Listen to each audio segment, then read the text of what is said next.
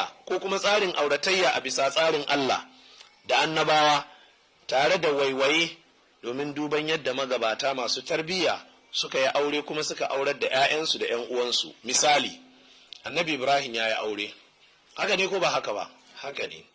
Kuma annabi Ibrahim ya ainihin wato yana da sirikai, wato ɗan shi Ismail.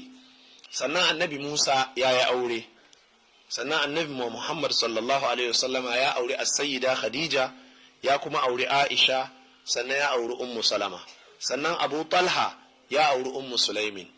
Waɗannan dukkansu misalai ne kaɗai na so in buga mana don in ainihin yi mana magana dangane da gudanuwar aure a bisa tsarin al'ada da boko da aiki irin na ko kuma tsari irin na turawa ya saka mu a cikin matsala.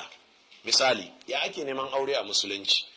Ina jin da yawa saboda al'ada ta rufe mu jama'a ba musamman yadda ake neman aure a musulunci ba. Shi yasa so da dama 'yan matan nan sai wani ya tare ta taɗi da ita ba a bisa tsari da musulunci ba. Samarin nan sai wani ya samu 'yar jama'a ya ta taɗi da ita ba a bisa tsari da musulunci ba.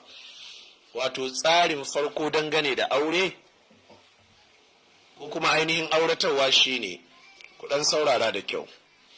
Sanda duk kaga ya kana so, kafin kai mata maganar kana son ta sai ka je ka samu ubanta ko waliyinta ko wanda take a hannun shi.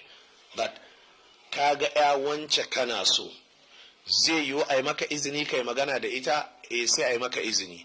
To haka yi maka izini ba zuwa za ku yi kulaɓe a wani lungu ba 11 dare. A'a, ba haka ake yi ba. Haka yi maka izini zuwa za ka yi gidan, zaure ne za ku zo ku zauna da kai da ita.